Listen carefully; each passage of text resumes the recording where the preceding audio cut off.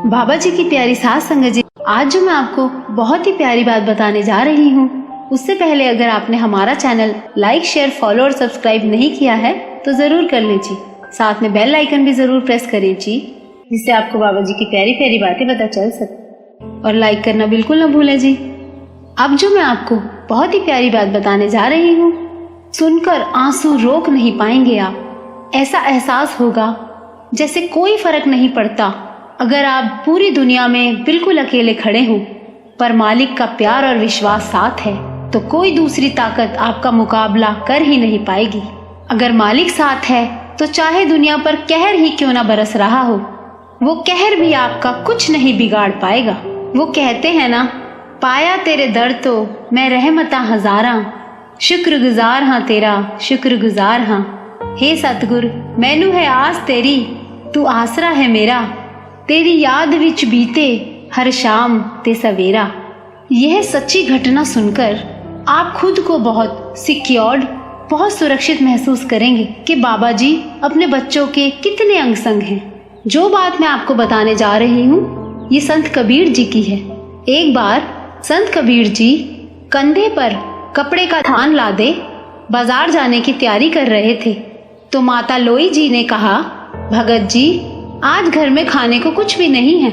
आटा, नमक, दाल, चावल, गुड़ और शक्कर सब खत्म हो गए हैं। शाम को बाजार से आते हुए घर के लिए राशन का सामान जरूर लेते आना। तो कबीर जी ने उत्तर दिया, देखता हूँ अगर कोई अच्छा मूल्य मिला तो निश्चय ही घर में आज धन धान्य आ जाएगा। तो माता लोई जी ने कहा, साईं जी अगर अच्छी कीमत ना भी मिले तब भी इस बुने हुए धान को बेचकर कुछ राशन तो ले ही आना। घर के बड़े बूढ़े तो भूख बर्दाश्त कर लेंगे, पर कमाल और कमाली अभी छोटे हैं, उनके लिए तो कुछ ले ही आना। तो कबीर जी ने कहा, जैसी मेरे राम की इच्छा। ऐसे कहकर कबीर जी बाजार को चले गए। बाजार में जाते हुए उन्हें किसी ने पुकारा, वाह साईं, कपड़ा तो बड़ा अच्छा बुना है और ठोक भी अच्छी लगाई है, तेरा परिवार बसता रहे। ये फकीर ठंड में कांप कांप कर मर जाएगा, कुछ दया कर और रब के नाम पर 2 चादरों का कपड़ा इस फकीर की झोली में डाल दे। कबीर जी ने फिर पूछा कि 2 चादरों में कितना कपड़ा लगेगा? तो उस फकीर ने उतना कपड़ा बताया।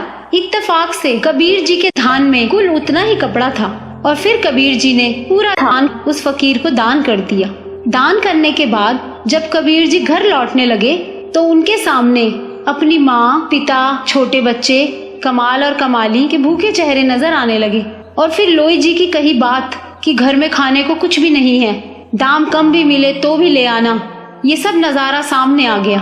अब दाम तो क्या, धान भी दान में जा चुका था और कबीर जी गंगा तट पर चले गए। वहां जाकर बैठ गए और मन ही मन कहने लगे, जैसे मेरे रब की इच्छा।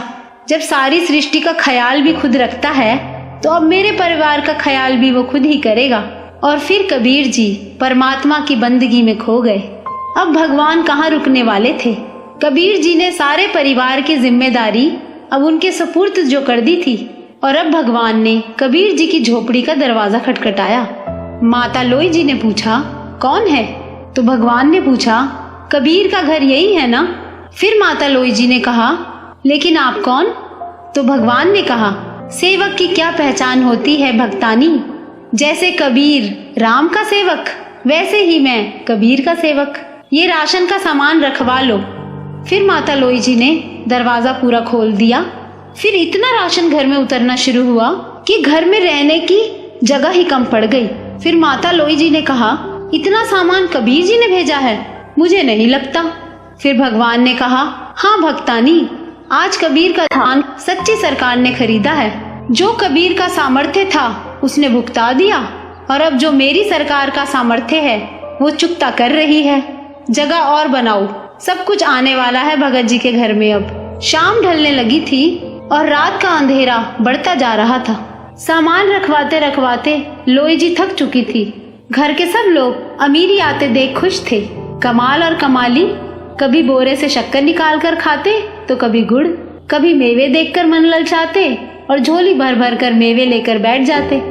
कबीर जी अभी तक घर नहीं आए थे पर सामान आना लगातार जारी था।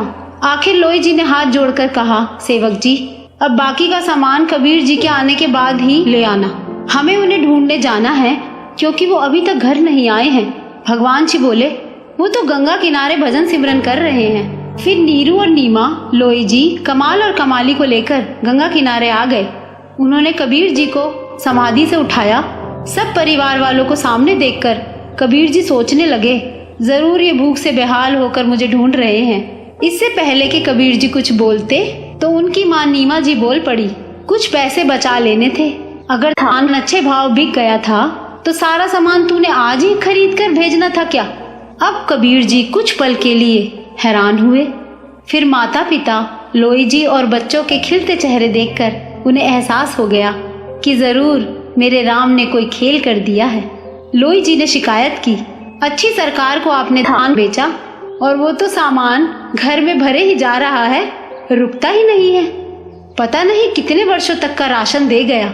उससे मिन्नतें करके रुकवाया कि बस कर, बाकी कबीर जी के आने के बाद उनसे पूछकर ही कहीं रखवाएंगे। अब कबीर जी हंसने लगे और बोले, लोई जी, वो सरकार है ही ऐसी, जब देना शुरू करती है तो सब लेने वाले थक जाते हैं। उसकी बख्शीश कभी भी खत्म नहीं होती। उसकी बख्शीश भी सच्ची सरकार की तरह सदा कायम रहती है। और कबीर जी की ये बात सुनकर मेरे आंसू रुक ही नहीं पाए। तो अब आप खुद ही देखिए, कमी तो सिर्फ और सिर्फ हमारे अंदर ही है। हमें अपने सद्गुरु पर पूरा विश्वास होना चाहिए। यदि हम अपने सद्गुरु पर पूरा विश्वास रखेंगे तो फिर हमें कभी भी किसी भी तरह की कोई कमी नहीं रहेगी। हम बहुत खुश नसीब हैं कि मालिक हमारे बहुत अंग संग हैं। तो हमें इसकी कदर करनी चाहिए कि मालिक ने हमें क्या क्या दिया हुआ है। इतनी नियामतें बख्शी हुई हैं तो हमेशा उस मालिक का शुक्रगुजार रहना चाहिए, हमेशा शुक्र करना चाहिए। अगर आपको हमारा वीडियो अच्छा लगा हो तो लाइक, शेयर, फॉलो और सब्सक्राइब जरूर करना जी।